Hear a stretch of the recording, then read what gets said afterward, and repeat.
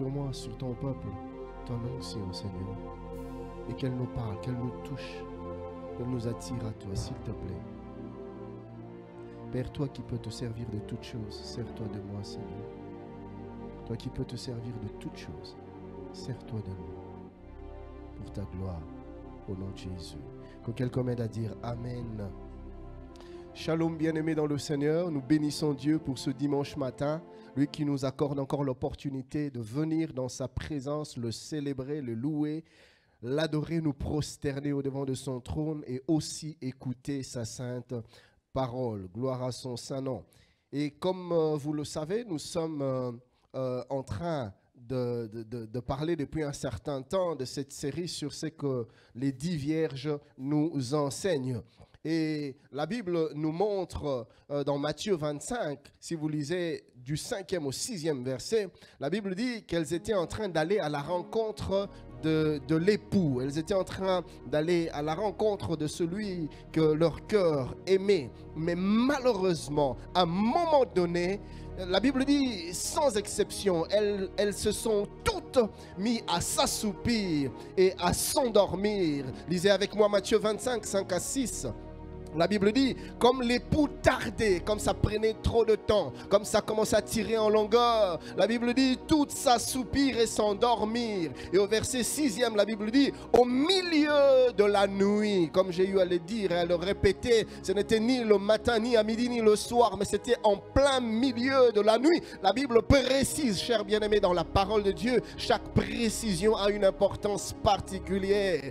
Dieu veut attirer notre attention sur l'heure à laquelle l'époux est arrivé, sur le moment auquel l'époux est arrivé. C'était au milieu de la nuit. Et ce passage nous montre que pendant que le Seigneur sera en train de revenir sur terre, le monde sera dans une nuit sombre. Vous pourrez voir la même chose dans l'évangile selon Luc, le chapitre 17e. Si vous lisez du 34e au 36e verset, la Bible déclare: je vous le dis en vérité, je vous l'ai dit plutôt, en cette nuit-là, de 2 personnes qui seront dans un même lit, l'une sera prise et l'autre laissée. De 2 femmes qui moudront ensemble, l'une sera prise et l'autre laissée. De 2 hommes qui seront dans un champ, l'un sera pris et l'autre laissé. Et nous avons expliqué qu'il ne s'agissait nullement d'une nuit physique, je ne vais plus revenir, mais il s'agit ici d'une nuit spirituelle. Le Seigneur est en train tout simplement de nous dire que quand je reviendrai sur la terre, le monde sera en plein milieu de la nuit. Et la nuit, sur un plan spirituel, peut être perçue comme le temps où l'ennemi opère. J'ai eu à parler de toutes ces choses dans les détails. C'est le temps des ténèbres, où les ténèbres règnent. Les ténèbres s'appesantissent sur le monde, mais pas seulement sur le monde, mais aussi sur l'Église. En ce temps de la fin, la nuit est entrée dans le monde. La nuit couvre le monde, mais la nuit est entrée également dans l'Église. La nuit couvre également la maison de Dieu. Et après avoir parlé de la nuit dans le monde, nous nous sommes mis à parler de la nuit dans l'Église, de la nuit dans la maison de Dieu, des œuvres des ténèbres dans le temple du Seigneur. Et nous étions en train de voir comment est-ce que l'une de plus grandes conséquences de la nuit dans la maison de Dieu, c'était le sommeil spirituel dans les églises, le sommeil spirituel parmi les enfants de Dieu. Et on était en train de dire que l'ennemi était là en train de tout mettre en œuvre pour davantage plonger le peuple de Dieu dans l'endormissement, dans le sommeil, mais dans un sommeil profond, dans un sommeil spirituel. Et on avait dit qu'il y a des stratégies que l'ennemi a mises en place pour nous garder dans cet état, pour garder l'Église dans un temps de somnolence, pour garder l'Église dans cet état plutôt d'affaiblissement spirituel. Il y a des stratégies que nous verrons un peu plus tard. Et nous avions dit qu'avant d'aborder les stratégies du malin, il était important que l'on connaisse les conséquences du sommeil spirituel. Quand le sommeil spirituel vient, qu'est-ce qui vient avec lui? Qu'est-ce que le sommeil spirituel entraîne dans la vie de l'Église, dans la vie des enfants de Dieu? Et par la grâce de Dieu, nous avions répertorié 6 conséquences. La première conséquence du sommeil spirituel, nous avons parlé du fait que le sommeil spirituel nous poussait nous-mêmes à briser notre alliance avec Dieu, à briser notre communion avec Dieu. Et nous avions vu avec dans la vie de Samson, je ne vais plus revenir. Deuxième conséquence du sommeil spirituel, nous avions dit que le sommeil spirituel apportait le mélange dans le temple du Seigneur, le mélange dans la maison de Dieu, le mélange dans la vie de chrétien, une forme de confusion qui s'installe, on ne sait plus identifier qui est qui. Il y a un mélange dans la maison de Dieu, même dans la manière de vivre. Les gens sont à la fois dans le Seigneur et à la fois dans la mondanité. Ça, c'est les œuvres du sommeil spirituel. Et troisième conséquence du sommeil spirituel, avions-nous dit que le sommeil spirituel nous faisait perdre notre force. Et nous avions démontré comment est-ce que le sommeil spirituel pouvait permettre à l'ennemi de nous réduire à son pouvoir et de nous faire perdre notre force, c'est-à-dire notre impact et notre influence. Alors que le Seigneur Jésus-Christ disait que nous sommes sel de la terre, lumière du monde. Le sommeil spirituel vient faire perdre la saveur au sel et vient faire perdre la clarté, la clarté à la lumière. Et la quatrième conséquence du sommeil spirituel, c'était la perte de la sensibilité spirituelle. Autrement dit, l'insensibilité spirituelle qui s'installe dans l'Église, qui s'installe dans la vie des enfants de Dieu. Je voudrais encourager ceux qui n'ont pas suivi cette série depuis le départ, d'aller sur notre page YouTube, sur notre chaîne YouTube, de chercher ces enseignements, de le suivre, de les resuivre, chers bien-aimés. Nous sommes dans un temps où il est important de connaître ces choses afin de nous vacciner des ruses et des pièges du malin. L'insensibilité spirituelle, avions-nous dit, se manifestait de plusieurs manières. Et je vais nous donner 3 manières sous lesquelles l'insensibilité spirituelle se manifeste. 2 d'entre elles, j'en avais déjà parlé les dernières fois. La première manifestation de l'insensibilité spirituelle, ou la première forme de l'insensibilité spirituelle, nous avions parlé de l'insensibilité au péché. Oui, on devient insensible au péché. On devient indifférent. Le péché ne nous dit plus rien. Il n'y a plus de remords, il n'y a plus de regrets. Cette douleur que l'on ressent quand on tombe dans l'offense, on ne le ressent plus. On devient insensible face à l'offense. Et nous avions démontré comment est-ce que c'était un état dangereux. Je ne veux plus y revenir. Et deuxième manière de la manifestation de l'insensibilité spirituelle, c'était l'insensibilité par rapport à la parole. On prêche la parole, mais elle ne pénètre plus le cœur, parce que le cœur s'est endurci. Le cœur est devenu insensible à la parole, au message de Dieu. On prêche l'évangile, on prêche la parole, les prédicateurs parlent, mais ça ne te pénètre plus. Tu es devenu habitué aux choses de Dieu, tu as su trouver des parades et des escrives pour que la parole de Dieu ne touche pas ton cœur, ne te pénètre pas, ne te change pas. Les gens, des messages qui autrefois pouvaient te faire pleurer dans la présence de Dieu, pouvaient te jeter à genoux devant le trône du Seigneur, ne te font plus rien. Tu es devenu insensible à la voix du Seigneur. Ça, c'est une des formes de l'insensibilité spirituelle qui vient avec le sommeil de la nuit. Et ce matin, j'aimerais nous parler de la troisième forme, la troisième manière avec laquelle l'insensibilité spirituelle se manifeste. C'est l'insensibilité par rapport à l'œuvre de Dieu. Quand on s'endort spirituellement, quand on sommeille spirituellement, on devient insensible par rapport à l'œuvre de Dieu. Cette forme d'insensibilité se manifeste par un manque d'intérêt pour les choses de Dieu, un manque d'intérêt pour l'œuvre de Dieu, un manque d'intérêt pour les affaires de Dieu. On ne s'y implique plus et on ne s'en préoccupe pas. On devient indifférent. Peu importe ce qui se passe dans la maison de Dieu, ce n'est pas notre problème. Et à la limite, quand on entend des scandales dans la maison de Dieu, on s'en rit, on se réjouit, on s'empresse d'aller en parler, on s'empresse de partager. Cher bien-aimé, ça c'est un signe que tu es entré dans le sommeil spirituel. Parce que les scandales qui arrivent dans la maison de Dieu devaient nous faire pleurer autant que cela fait pleurer le cœur de Dieu. Mais quand on devient insensibles spirituellement, que les scandales arrivent ou que les désastres arrivent dans la maison de Dieu, ça, c'est pour nous un sujet de rigolade. L'insensibilité par rapport à l'œuvre du Seigneur. Nous sommes dans AG 1, 2 à 4. La Bible dit: ainsi parle l'Éternel des armées, ce peuple dit, le temps n'est pas venu, le temps de rebâtir la maison de l'Éternel. C'est pourquoi la parole de l'Éternel leur fut adressée par Agé le prophète en ce mot: est-ce le temps pour vous d'habiter vos demeures? L'embrissez quand cette maison est détruite.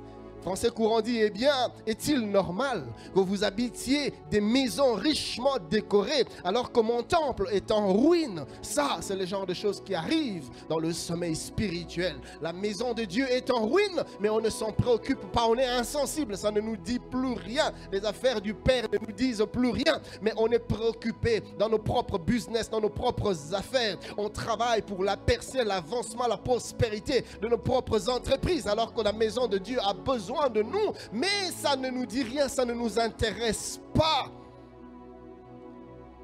L'œuvre de Dieu n'est plus une préoccupation. Les âmes meurent, mais ce n'est pas notre préoccupation. La mission a besoin de nous, mais nous ne sommes pas là. On perd son implication dans son église d'attache, dans son église locale. On devient un simple sympathisant. Nous venons aux réunions et nous partons. Nous venons et nous partons. La vie de l'église ne nous concerne pas. On n'est pas impliqué. On n'est pas engagé. Et c'est dans la plus grande indifférence. On ne s'en inquiète pas. Et on ne se pose même pas de questions là-dessus. On est à l'aise. On est normal. Frère, ça ne peut pas être normal. Cela est une preuve qu'il y a quelque chose d'anormal, le sommeil spirituel. Que fais-tu dans la maison de Dieu? Le sommeil spirituel entraîne une baisse, si pas une absence de zèle, d'empressement, de passion pour la maison de Dieu. Et les Écritures saintes nous montrent comment est-ce que le Seigneur Jésus-Christ, dans le jour de sa chair, aimait l'œuvre de Dieu. Combien est-ce qu'il était passionné pour l'œuvre de Dieu. Comment est-ce qu'il était prêt à prendre des risques pour l'œuvre de Dieu. Et le psalmiste nous en parle dans son chapitre 69e, psaume 69, verset 10. La Bible dit: car le zèle de ta maison me dévore. Le zèle de la maison de Dieu dévorait le Seigneur Jésus-Christ. Français courant dit: l'amour que j'ai pour ta maison me consume comme un feu. Il était embrasé, il était consumé au-dedans de lui par la passion qu'il avait de la maison de Dieu, par l'amour qu'il avait de l'œuvre de Dieu, par le zèle qu'il avait pour les affaires du Père. Si bien qu'un jour il a dû, déjà très jeune, il a dit laisser ses parents parce qu'il était attiré par les choses de Dieu. Et ses parents se sont mis à le chercher pendant plusieurs heures. Et plus tard, quand ils l'ont trouvé, écoutez ce qui se passe, nous sommes dans Luc 2, 49. Il leur dit, et ses parents lui disent, mais nous te cherchons depuis tout ce temps, tu étais où? Écoutez sa réponse, il leur dit: pourquoi me cherchez-vous?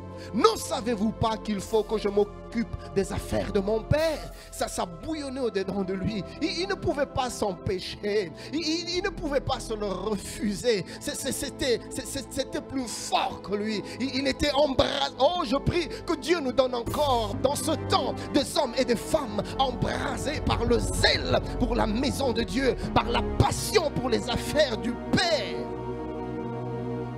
Plusieurs ont perdu leur amour, leur attachement, leur passion pour les choses de Dieu, pour les affaires de Dieu, pour la maison de Dieu.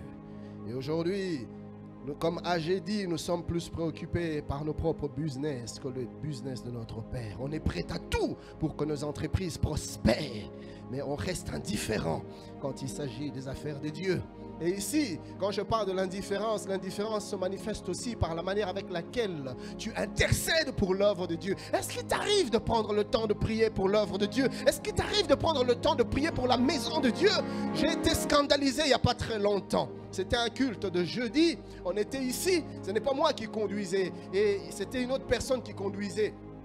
Et ce qui se passe, c'est que j'ai vu parmi les gens qui étaient en train de suivre le culte en ligne, un frère qui se permet de dire, c'est la personne qui est en train de conduire ne nous amène pas dans la présence de Dieu. Il est en train de nous endormir. Heureusement que je n'étais pas en face de lui, frère.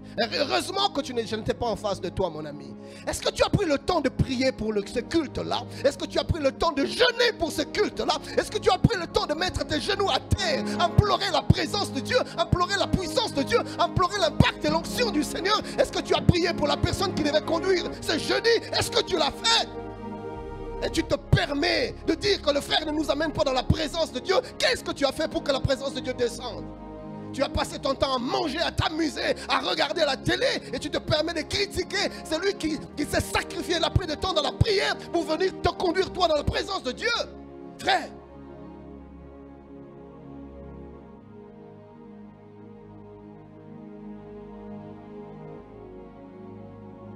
écoutez, bien-aimés, quand le zèle de la maison de Dieu te dévore, tu ne restes pas indifférent.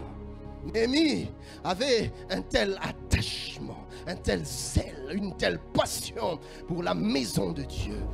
Et ça, c'était à un plus haut degré. Lisez avec moi le livre de Néhémie, le chapitre 1er, du 2e au 4e verset.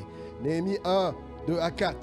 La Bible déclare: Anani, l'un de mes frères, et quelques hommes arrivèrent de Juda. Je les questionnais au sujet de Juifs réchappés qui étaient restés de la captivité au sujet de Jérusalem. Ils me répondirent: ceux qui sont restés de la captivité sont dans la province au comble du malheur et de l'opprobre. Les murailles de Jérusalem sont en ruine et ses portes sont consumées par le feu. On lui a décrit l'état désastreux dans lequel la maison de Dieu se trouvait. Et il ne pouvait pas ne pas réagir. Il ne pouvait pas rester indifférent à cause du zèle de la maison de Dieu qui le dévorait au-dedans de lui. Écoutez, la Bible nous dit au verset 4e: et lorsque j'entendis ces choses, je m'assis, je pleurais et je fus plusieurs jours dans la désolation. Je jeûnais et je priais devant le Dieu des cieux. Vous voyez, quand la passion est là, on ne peut être indifférent à ce qui se passe dans la maison de Dieu, et on ne passe pas son temps à critiquer, mais on est conduit dans la désolation et on implore l'intervention du Seigneur. Et le Seigneur Jésus-Christ avait le même type de zèle et de passion. Lisez avec moi Matthieu 21, du 12e au 13e verset. La Bible nous dit ceci: Jésus entra dans le temple de Dieu, dans la maison de Dieu. Et il s'est rendu compte que les choses n'étaient plus normales dans la maison de Dieu. Il s'est rendu compte que la maison de Dieu ne fonctionnait pas comme elle était censée fonctionner. Pourquoi? Parce qu'il y avait des vendeurs qui ont changé la maison de Dieu à autre chose. La Bible dit ceci: il chassa tous ceux qui vendaient et qui achetaient dans le temple. Il renversa les tables des changeurs et les sièges de vendeurs de pigeons. Et il leur dit: il est écrit, ma maison sera appelée une maison de prière, mais vous, vous en faites une caverne de voleurs.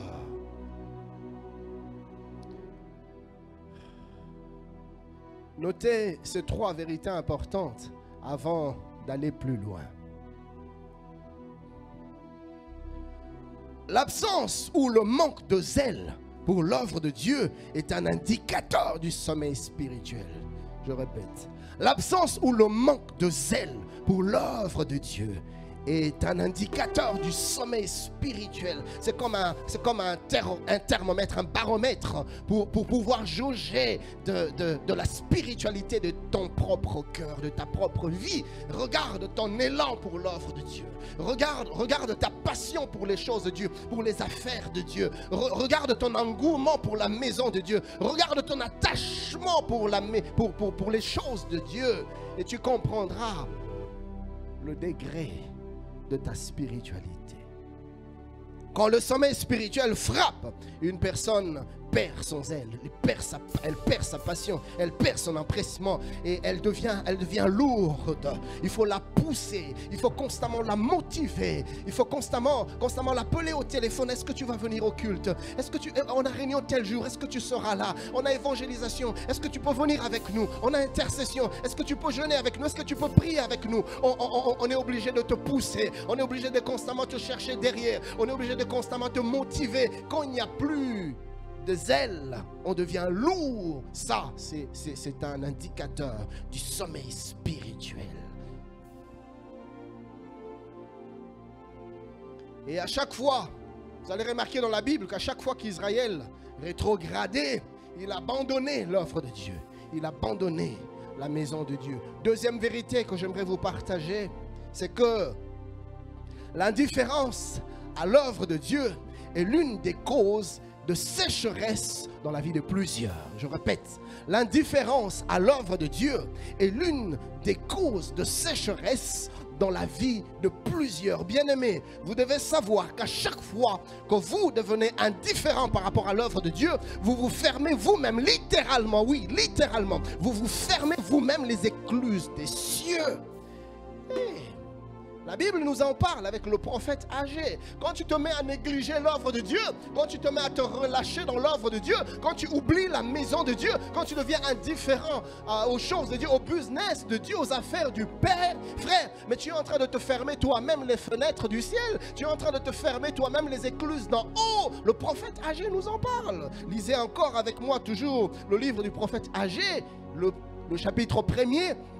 Nous allons reprendre encore le verset 2e. La Bible dit: ainsi parle l'Éternel des armées. Ce peuple dit: le temps n'est pas venu, le temps de rebâtir la maison de l'Éternel. Quand vous n'avez pas le temps pour la maison de Dieu, quand vous ne vous préoccupez pas des choses de Dieu, malheureusement aujourd'hui, à cause du sommeil spirituel, les hommes et les femmes arrivent à trouver du temps pour tout. Le temps pour le sport, le temps pour les restaurants, le temps pour les réjouissances, le temps pour le repos, le temps pour les relaxations, le temps pour les distractions. Mais on dit qu'on n'a pas le temps pour les choses de Dieu. On arrive à trouver le temps pour ses propres affaires, pour travailler chaque jour, matin, midi, soir. Mais on n'arrive pas à trouver le temps pour les choses de Dieu. Non, j'ai pas le temps, frère. Je suis trop débordé. Je suis trop busy, trop occupé. Mon ami. La Bible dit au verset 5e, à partir du verset 5e, ainsi parle l'Éternel des armées. Considérez attentivement vos voies. Verset 6. Vous sommez beaucoup et vous recueillez peu. Vous voyez? Vous mangez et vous n'êtes pas rassasiés. Vous buvez et vous n'êtes pas désaltérés. Vous êtes vêtus et vous n'avez pas chaud. Mais qu'est-ce qui se passe? La Bible dit: le salaire de celui qui est à gage tombe dans un sac percé.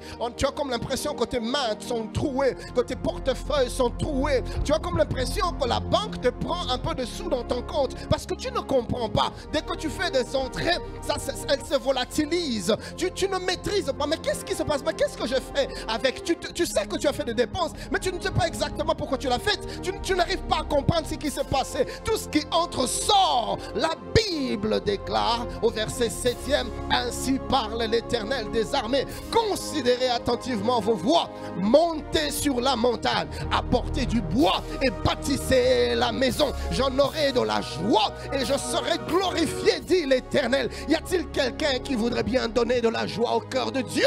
Y a-t-il quelqu'un qui voudrait bien glorifier le Seigneur? Alors monte à la montagne, va bâtir la maison de Dieu, occupe-toi des choses de Dieu, implique-toi dans les affaires du Père. Le Père en aura de la joie. Le verset 9e. Vous comptiez sur beaucoup. Et voici, vous avez eu peu.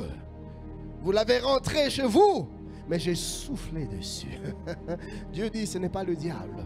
Arrêtez de lier et de chasser les démons. Dieu dit: ce n'est pas eux qui sont derrière cette sécheresse que tu vis. C'est moi. J'ai soufflé dessus. Pourquoi? Dit l'Éternel des armées: à cause de ma maison qui est détruite. Tandis que vous vous empressez chacun pour sa maison.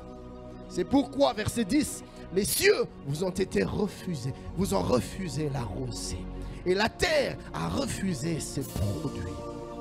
J'ai appelé, c'est Dieu qui parle, j'ai appelé la sécheresse sur le pays, sur les montagnes, sur les blés, sur le mou, sur l'huile, sur ce que la terre peut rapporter, sur les hommes et sur les bêtes et sur tout le travail des mains.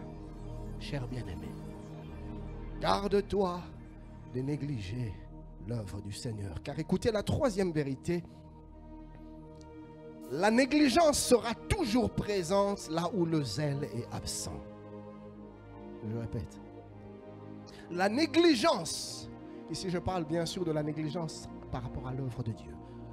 La négligence sera toujours présente là où le zèle est absent. Sachez que quand on commence à perdre son zèle, c'est la négligence qui s'invite. La négligence sera toujours là. La mollesse, la paresse, la nonchalance, ces choses viendront toujours dès l'instant que le zèle part. Car tu ne peux servir Dieu avec empressement, avec engouement, avec enthousiasme, avec ferveur, quand tu n'as plus de passion, quand tu n'as plus de zèle pour le Seigneur. Alors tu deviens à ce moment-là comme un automate, comme une machine. Tu deviens mécanique. Tu fais l'œuvre de Dieu, mais en murmurant, mais en hésitant, mais en boudant. Tu as comme l'impression qu'on t'a donné une série de corvées à accomplir. Et tu n'as plus de joie dans le service du Seigneur, frère. Ça, c'est un signe que le sommeil spirituel est déjà en train de ronger, que la nuit est déjà en train d'envahir ton cœur. Le Seigneur nous appelle à la diligence, pas à la négligence. La Bible dit dans 2 Chroniques 29, 11.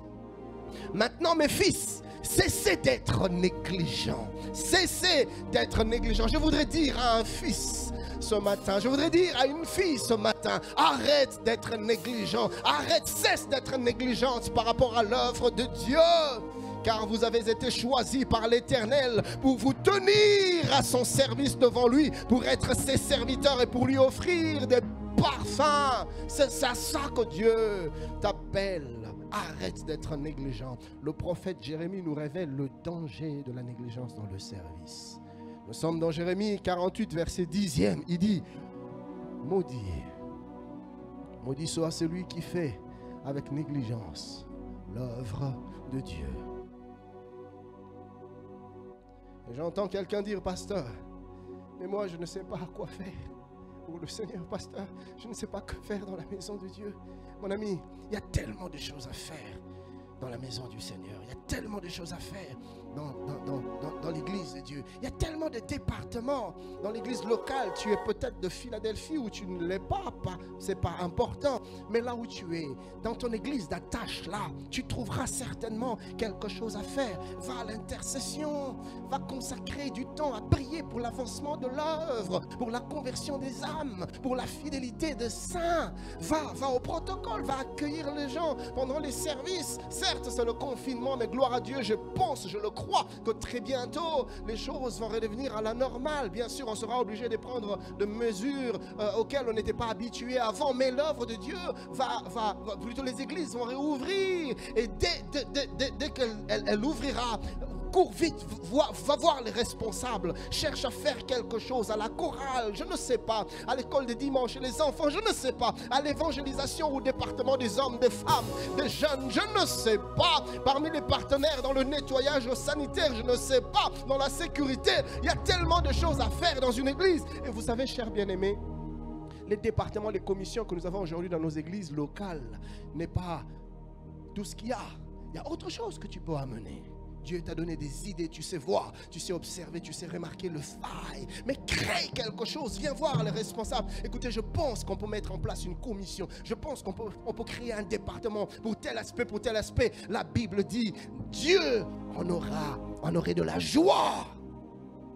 Il dit, j'en aurai de la joie. Oui, le Seigneur se réjouira. Le Seigneur attend que tu t'investisses. Que tu t'investisses avec ton talent. Tu as des talents. Que tu t'investisses avec ton trésor. Tu as un trésor. Que tu t'investisses avec ton temps, car Dieu t'a accordé le temps. Arrive à trouver du temps pour lui. Gloire au Seigneur. Ce matin, je vais aborder la 5e conséquence du sommeil spirituel. Et le dimanche prochain, par la grâce de Dieu, s'il nous le permet, nous allons poursuivre. La 5e conséquence du sommeil spirituel, c'est la complaisance dans la maison de Dieu. La complaisance. La complaisance. Le dictionnaire définit la complaisance de la manière suivante. Premièrement, la complaisance est une disposition à accepter et à se conformer aux sentiments et aux volontés d'autres personnes ou d'une autre personne. Ou encore, cette disposition à s'accommoder au goût, aux préférences, aux sentiments d'une autre personne. Pourquoi? Pour plaire. Et le fait de vouloir plaire à l'autre, c'est un concept assez clé en parlant de la complaisance. On veut plaire, on veut faire plaisir. On ne veut pas frustrer, on ne veut pas déranger, on ne veut pas gêner, on ne veut pas faire mal. La complaisance. Et comme au temps des juges, beaucoup de nos églises aujourd'hui, beaucoup d'hommes de Dieu, beaucoup de frères et sœurs, en ce temps de la fin, sont malheureusement tombés dans le piège de la complaisance, vouloir plaire. La Bible dit dans Juge 17, verset 6e, « En ce temps-là, il n'y avait point de roi en Israël. Chacun faisait ce qui lui semblait bon. Il n'y avait pas de roi, il n'y avait pas d'autorité. Et écoutez cette vérité, chers bien-aimés. Là où il n'y a pas de roi, il n'y a pas non plus de loi. Je répète, là où il n'y a pas de roi, il n'y a pas non plus de loi. Pourquoi? Parce que l'absence d'autorité entraîne inévitablement ces deux choses, l'anarchie et la complaisance. Quand il n'y a pas d'autorité, ces deux choses s'invitent toujours. L'anarchie et la complaisance. Et au nom d'une certaine liberté aujourd'hui, à cause du sommeil spirituel, l'anarchie est en train de s'installer dans nos églises. On fait ce que l'on veut, quand l'on veut, comme on le veut, comme on le peut. Et d'autres même parlent de la démocratie dans la maison de Dieu. Vous connaissez la démocratie, n'est-ce pas? L'anarchie, c'est le peuple qui fait tout ce qu'il veut. Il décide. C'est le désordre, c'est le chaos. Chacun joue sa partition en ne considérant pas les autres. C'est un chaos total, c'est un désordre total dans la maison de Dieu. La démocratie, c'est le peuple qui dirige. C'est le peuple qui décide de comment les choses doivent se passer. Bien aimé, je voudrais nous dire ce matin que dans la maison de Dieu, il n'y a ni anarchie ni démocratie. Dans la maison de Dieu, les choses ne se passent pas par consensus, par consultation populaire. Non! Dans les choses de Dieu, c'est Dieu qui dirige, c'est Dieu qui conduit. Dans l'œuvre de Dieu, c'est la théocratie, c'est le gouvernement de Dieu. C'est Dieu qui décide et nous alignons, nous nous soumettons. C'est lui le berger, nous sommes des brebis. Isaïe dit dans son chapitre 48e, le verset 17e, « Ainsi parle l'Éternel ton Rédempteur, le Saint d'Israël. Moi, l'Éternel ton Dieu, moi, l'Éternel ton Dieu, je t'instruis pour ton bien. » Écoutez ce qui suit, « Je te conduis dans la voie que tu dois suivre. » Pas que tu peux suivre si tu le veux. Non, Dieu dit, moi je te conduis dans la voie que tu dois suivre. C'est-à-dire, c'est moi qui dicte tes pas. Je te dis où tu dois aller, où tu ne dois pas aller. C'est moi l'Éternel qui décide. C'est Dieu qui dirige. Psaume 95, verset 7e, le psalmiste dit, « Car il est notre Dieu et nous sommes le peuple de son pâturage. Le troupeau que sa main conduit. » Oh, si vous pouviez écouter aujourd'hui sa voix, c'est Dieu qui nous conduit. Et chers bien-aimés, croyez-moi, et du reste, l'histoire biblique et même l'histoire séculière, à plusieurs fois et de plusieurs manières, nous démontre qu'à chaque fois que le peuple prend le contrôle, il se passe deux événements, deux choses. Premièrement, Soit il construit la tour de Babel, oui, à chaque fois. Lisez l'histoire, que ce soit l'histoire mondaine, l'histoire profane, l'histoire séculière, ou que ce soit l'histoire des églises, l'histoire du peuple de Dieu, vous allez voir, vous allez faire ce constat. Premièrement, à chaque fois que le peuple prend le contrôle, qu'est-ce qui arrive? Il construit la tour de Babel. Et comme vous le savez, la tour de Babel, c'est le symbole de la rébellion, le symbole de la révolte contre Dieu, le symbole de la confusion. La confusion s'emmène, s'invite parmi le peuple. Et tout le monde se révolte, tout le monde se rébelle.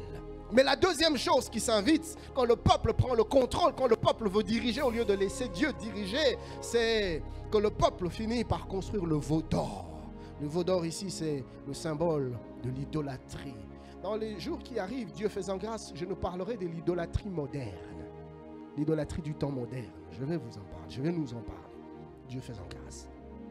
Nous sommes aujourd'hui comme au temps d'Élie, comme au temps de juge, au temps d'Élie, le sacrificateur, pas le prophète. Et au temps d'Élie, à cause de la complaisance, ses fils Ophni et Phiné n'étaient pas réprimés par leur père, n'étaient pas blâmés pour leurs offenses. C'était le règne de la complaisance, le règne du laisser aller, laisser faire. Et quand il y a sommeil spirituel, c'est la complaisance qui s'installe, le laisser aller, laisser faire.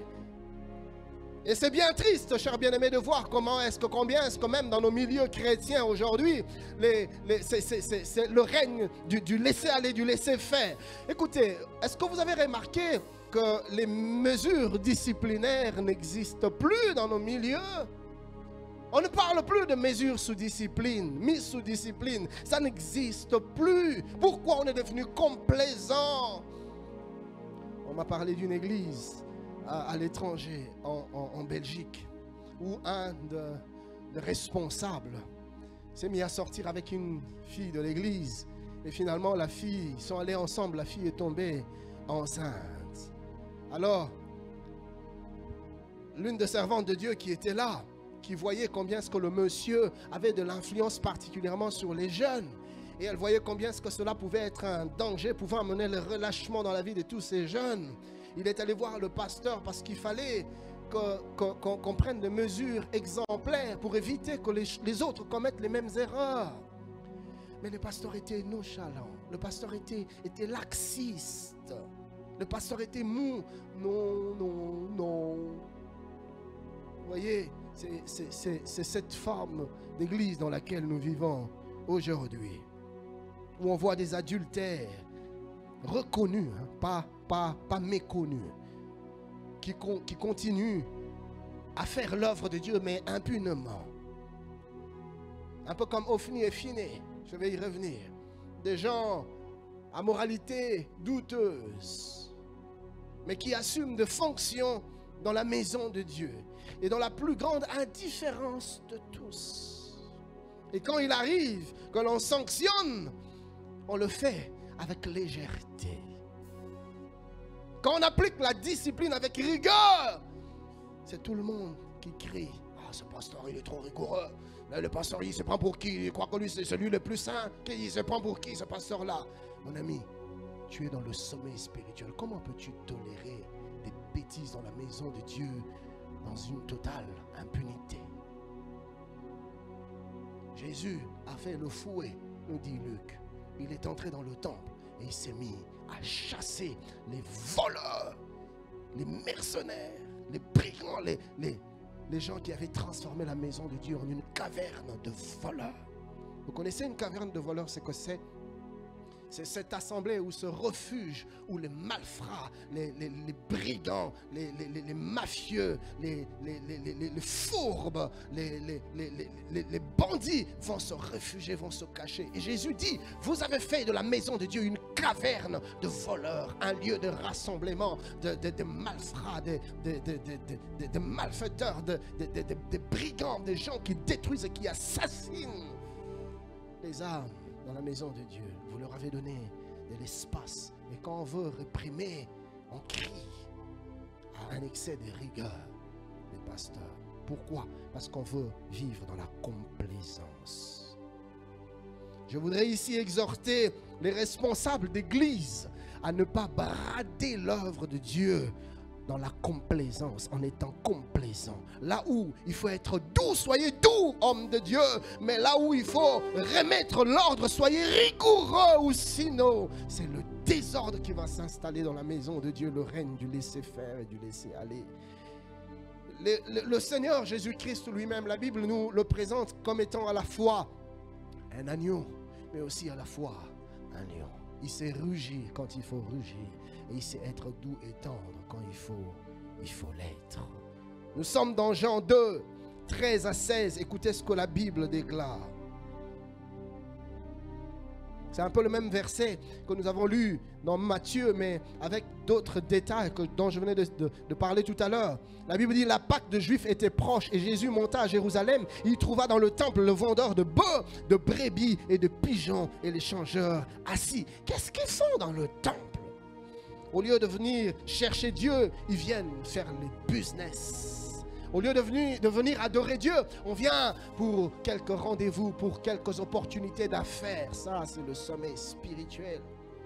Et enfin, un fouet avec des cordes, il les chassa tous du temple, ainsi que les brebis et les bœufs. Il dispersa la monnaie des changeurs et renversa les tables. Et il dit aux vendeurs de pigeons, ôtez cela d'ici, ne faites pas de la maison de mon père une maison de trafic. Jésus était rigoureux quand il fallait l'être.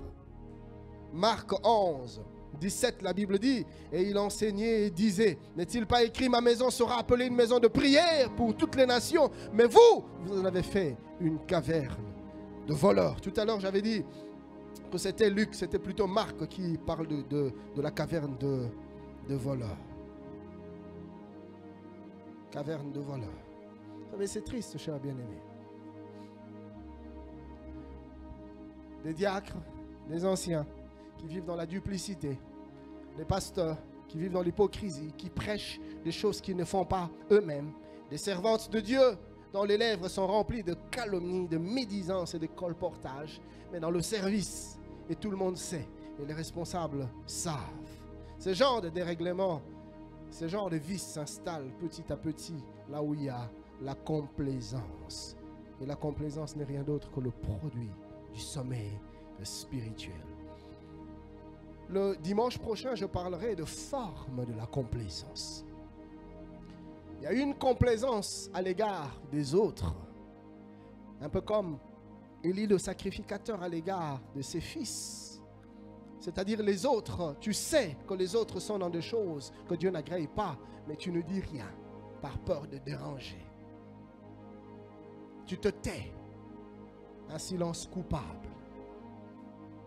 Mais il y a aussi une forme de complaisance dans la maison de Dieu. Vous voyez, où les fidèles, ils savent que leur pasteur, c'est un adultère. Leur pasteur, c'est un impudique. Mais ils continuent à s'asseoir sur les bancs et à écouter ces messages, ces prédications en disant Alléluia, Amen.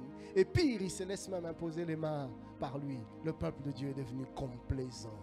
Mes chers bien-aimés, la complaisance. Il y a une forme de complaisance. Celle-là, c'est par rapport à soi-même. On devient complaisant par rapport à sa propre vie, par rapport à sa propre marche. On devient complaisant, on perd la rigueur.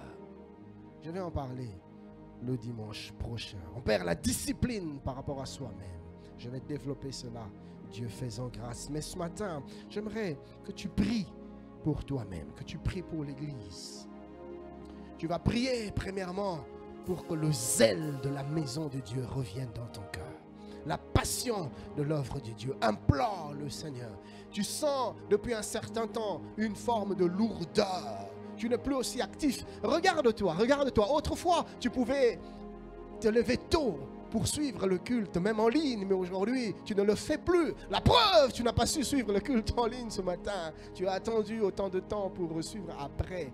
Mais pourtant, il y a quelque temps en arrière encore, tu avais de l'empressement quand il s'agissait des choses de Dieu. Frère, prie que cet engouement revienne, que cette chaleur revienne, que ce zèle revienne.